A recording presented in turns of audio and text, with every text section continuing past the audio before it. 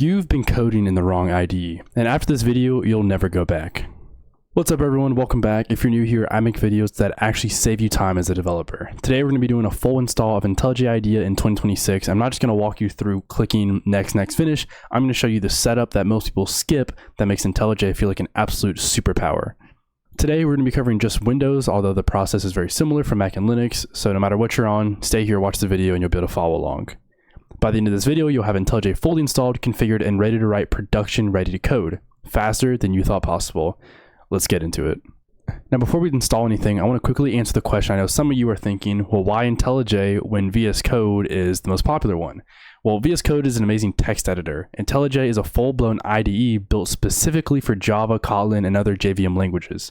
With AI coding assistance baked into it, the gap has gotten even bigger between IntelliJ and VS Code. IntelliJ now actually ships with the JetBrains AI assistant natively integrated, so think like GitHub Copilot, but tuned specifically for Java and Kotlin, and it's honestly like scary good. Plus, and this is important, IntelliJ Community Edition is completely free. It's open source, no subscription needed for the core IDE. There is a paid Ultimate Edition with extra features, but we'll talk about what you actually need. All right, let's go ahead and install the thing. So you're going to want to open up your browser of choice and go over to jetbrains.com/idea. I'll put the link in the description as well. And then once you've loaded up, you're going to go ahead and press download and then select your operating system of choice. So either Windows, Mac, or Linux, and then go ahead and press the download button right here. All right, and then once it's downloaded, you want to go ahead and just press download unverified file if it says that it can't be verified. And then you want to go ahead and run it once it's done. The installer itself is 1 GB, so it may take longer depending on your internet, but it all just depends. And then once you have your setup here, you're going to go ahead and press next. If you already have a version, it'll say you can uninstall it, but if it's your first time, you won't have this option. Go ahead and just press next, and then it'll give you the option of where you want to install it. I recommend leaving it default, and as mentioned here, IntelliJ IDEA is 4 GB, so make sure you have enough room for that. Hit next, and then you have a few different options here. I recommend selecting these options right here. And so basically what this will do is we'll just get a desktop shortcut, which is nice for us. We can open it up quickly. Then adding the path variable is pretty niche, but I would recommend you just won't run into as many issues if you select this. I recommend having it on. And then the open folders project is just a context menu option that just makes it easier. If you want to open a whole folder as a project right there in your file explorer, you can. And what that means is if I were to go to a folder, right click on it, how it says open with code, I would have another option for open with IntelliJ IDEA. And then for the associations, that is just what files you want to have associated with open it as a project. So if you have a .java file, then when you double click on it, it'll open it up in IntelliJ automatically, which is really nice. And you have other options too, but if you're coding in Java, select Java, Kotlin, select the correct ones. Then we're gonna go ahead and hit next. If you want a start menu folder, you can add it here, or if you don't want it, that's fine. I like to have it, and then you can go ahead and press install, and it'll take you through the install process. Again, just like the installer, this completely depends on your network connection. So if you have a faster network connection, it'll be faster, slower, it might take a little bit longer, but it shouldn't take too long.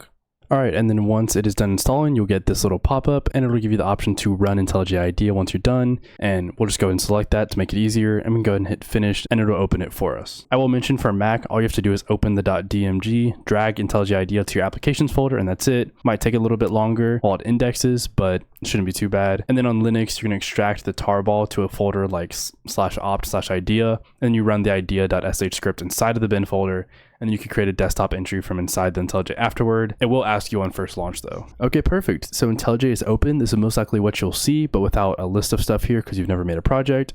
That's perfectly fine. Now, the next step is setting up the JDK.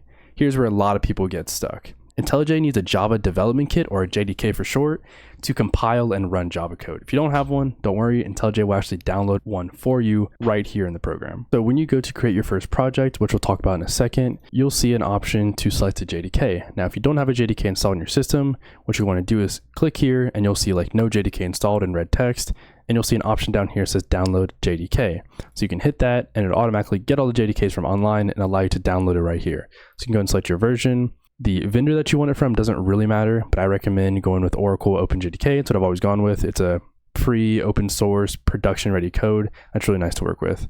And then you could select where you want it if you want to change it, and then hit select and that'll download it for you. And then it'll show up here so you can select it on your project. If you already have a JDK installed in your system, IntelliJ will usually detect it automatically and it'll show up here in this list. But if it doesn't, you can go ahead and hit add JDK from disk and find where it's at and select it there. All right, now before you write a single line of code or even make your first project, let me walk you through 3 quick settings that will make your life dramatically better. And the first one is the theme and font. So if you go down here to this options menu cogwheel and then hit settings, here are all the settings for IntelliJ IDEA. So under appearance and behavior, if you hit appearance, you'll see an option for theme. Now I have mine set to the Nightfall one, which is actually one that I installed from the marketplace, but a really popular one is the Islands Dark. I love this one as well. If you want to look for other ones, then you can go hit get more themes and it'll search up tag theme in the marketplace. And there's a ton that you can install. Go through these and find one that you enjoy. And one's going to be easy on your eyes is the one that you should select. All right, and then the font size. So going back over to settings, if you go to editor, font, then you could change the actual font that shows up and you can see a preview on the right hand side. If you want to change it to something else, I like having mine on the JetBrains Mono. And then I recommend changing this size to something that is readable to you. Obviously you can zoom in and out with an IDE, but the better way is to change the font size. I recommend 13 or 14 depending on what you like. I personally like mine a little bit smaller, but again, completely up to you. And then I'm going to quickly mention, I recommend enabling this right here. So basically what this does is if you look at these at the very bottom, it's going to combine some of these character sequences together into one singular character. So the most common one that you'll see is the does not equal. And so if you watch that one, it changes from an exclamation point and an equal sign into a crossed out double equals, which I think is a lot more readable and understandable as this does not equals because you're just doing double equals with a slash through it. Kind of preference, but I think it's really cool because you can create some cool arrows and stuff like that for some nice logic things. Again, up to you, but I recommend enabling it. All right, the next thing I want to talk about is the auto save feature of IntelliJ. So by default, IntelliJ does have autosave enabled, but if you would like to configure it to save in different situations or more frequently, you can go ahead and do that as well. So if we go to settings, appearance and behavior again, but now we go to system settings, you'll see a whole section on autosave and has a bunch of different options. You can configure it however you want. I think by default it has these two selected, but I like having this one on too. So if my IDE is idle for, and you can change this as well, but 15 seconds it's set to, then it'll save it for you automatically. So no more worrying if you have to hit Control S, no more anxiety over that. It just does it for you automatically, which is perfect. Now, the last thing I'll talk about is the AI assistant. So as mentioned, the AI assistant is kind of installed for you already, or it gives you the option to when you install the program. But if you want it, you can go ahead and get to it by going to settings and then going down to plugins and then making sure if you go over to install that you have the JetBrains AI assistant installed. If you don't, you can search it up and install it. Now, the community edition does get a limited free tier, but it's still really, really useful while you still have it for code completion and explanations. It's just amazing. I think it's 2026. If you're not using some kind of AI assistant, you're going to be left behind, in my opinion. All right, perfect. Now that it's set however you want, and there's so many settings, if you want to go through here and kind of configure it however you want, I recommend kind of going through this. I've gone through this whole thing before, but definitely not necessary. There's a lot of settings and it can get a little bit overwhelming at times. So let's go ahead and make our first project. So like I said, you probably won't see anything listed here if you've never made a project, but it's fine. We can go ahead and make our new one by hitting new project up here. And you'll see a few different options for the type of project we can make. So IntelliJ IDEA supports Java, Kotlin, and Groovy. And then it has a bunch of different generators down here. And so you can think of generator like a project template. So for example, the one that I use a lot is the Minecraft one. So if you're making a Minecraft plugin, you can install this from the marketplace, and then it has extra options for you here to populate it into your project. So you don't have to make a lot of those verbose files that are needed for every single plugin.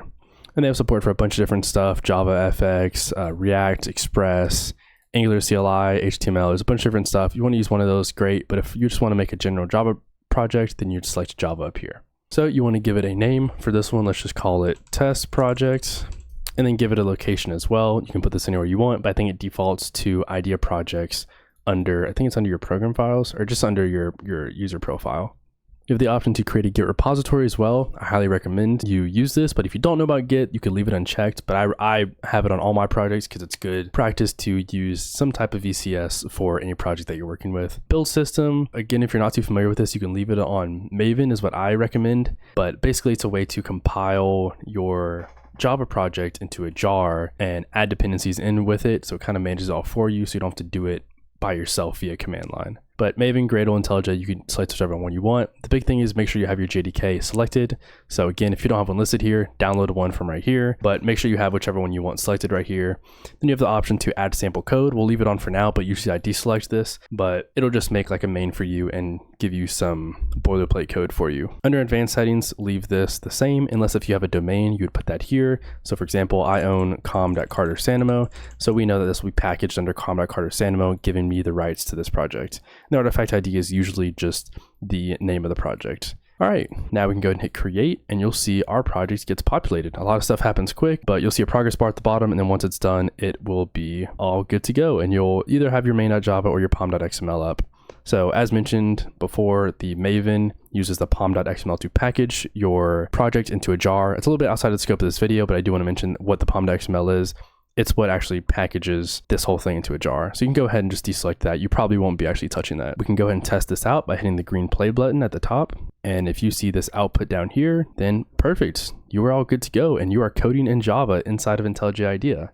That is the complete IntelliJ IDEA install for 2026. Download, install, JDK setup, first launch config, and your first actual running program. If this saved you time, make sure you hit that like button. It genuinely helps the channel more than you think. Subscribe if you want more videos like this. I have a lot more stuff planned, but I would love to hear what you guys want to see. Drop a comment below if you have any issues. I read every single one, and I'll make sure to help you guys out. Catch you in the next one. Peace out.